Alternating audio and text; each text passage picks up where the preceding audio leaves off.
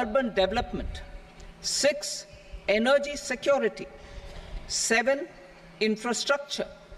8, innovation, research and development. And 9, next generation reforms. Subsequent budgets will build on these and add more priorities and actions.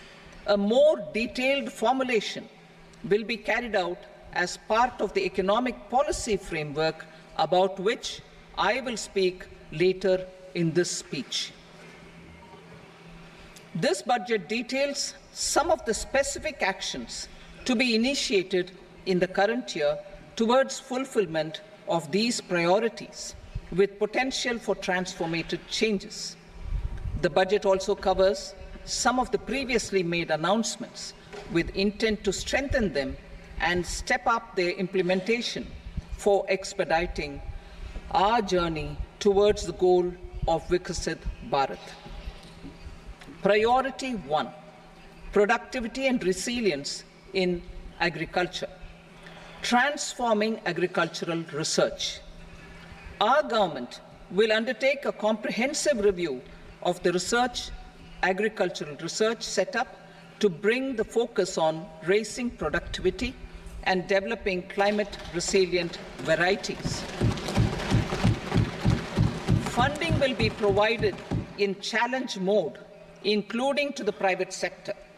Domain experts, both from the government and outside, will oversee the conduct of such research. Release of new varieties. New 109 high-yielding and climate-resilient varieties of 32 field and horticultural crops will be released for cultivation by farmers. Natural farming. In the next 2 years, 1 crore farmers across the country will be initiated into natural farming, supported by certification and branding. Implementation will be through scientific institutions and willing gram panchayats. 10,000 need-based bio-input resource centers will be established. Missions for pulses and oilseeds. For achieving self-sufficiency in pulses and oilseeds, we will strengthen their production, storage, and marketing.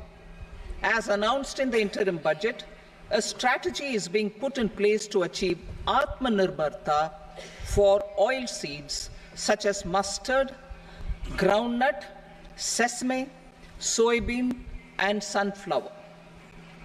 Vegetable production and supply chains. Large-scale clusters for vegetable production will be developed closer to major consumption centers. We will promote farmer-producer organizations, cooperatives, and startups for vegetable supply chains, including for collection and storage and marketing. Digital public infrastructure for agriculture. Buoyed by the success of the pilot project, our government, in partnership with the states, will facilitate the implementation of the digital public infrastructure in agriculture for coverage of farmers and their lands in 3 years. During this year, digital crop survey for Kharif using the DPI will be taken up in 400 districts. The details of 6 crore farmers and their lands will be brought into the farmer and land registries. Further, the issuance of Jan Samarth-based Kisan credit cards will be enabled in 5 states. Shrimp production and export. Financial support for setting up a network of nucleus breeding centers for shrimp brood stocks will be provided. Financing for shrimp farming, processing, and export will be facilitated through NABARD. National cooperation policy. Our government will bring out a national cooperation policy for systematic, orderly, and all-round development of the cooperative sector, fast-tracking growth of rural economy, and generation of employment opportunities on a large scale will be the policy goal. This year, I have made a provision of 1.52 lakh crore rupees for agriculture and allied sectors.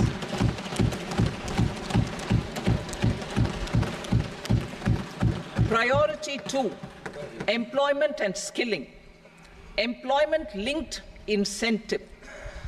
Our government will implement following 3 schemes for employment-linked incentive as part of the Prime Minister's package.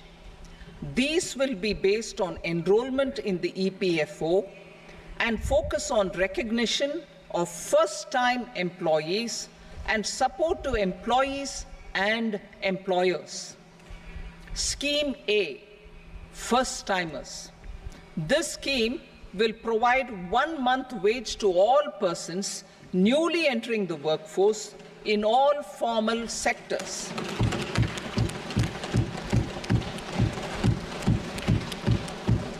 Direct benefit transfer of 1 month's salary in 3 installments to first-time employees as registered in the EPFO will be up to 15,000 rupees.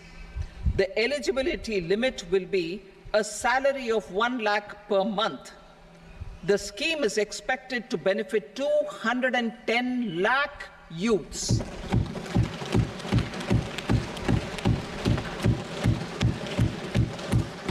Scheme B, job creation in manufacturing.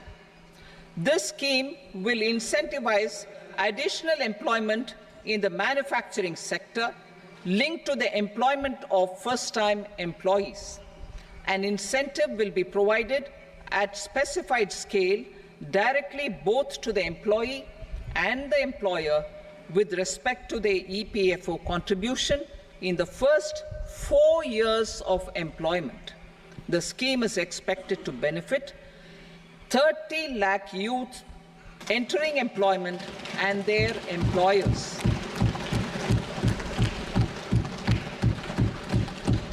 Scheme C, support to employers.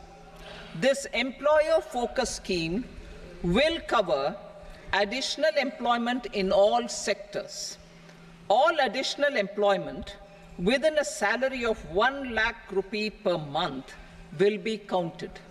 The government will reimburse to employers up to 3,000 rupees per month for 2 years towards the EPFO contribution for each additional employee.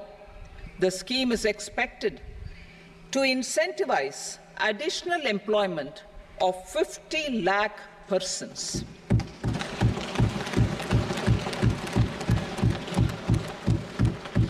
Participation of women in the workforce.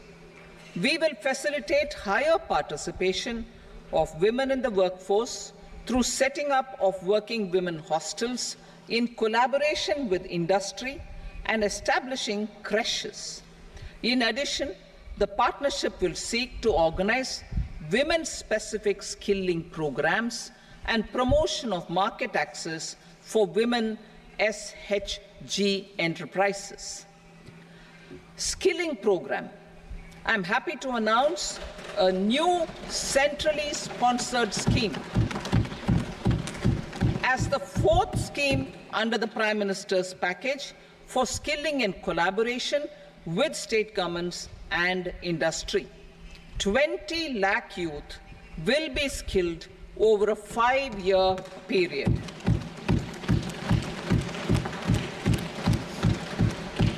"1,000 industrial training institutes will be upgraded in hub and spoke arrangements with outcome orientation. Course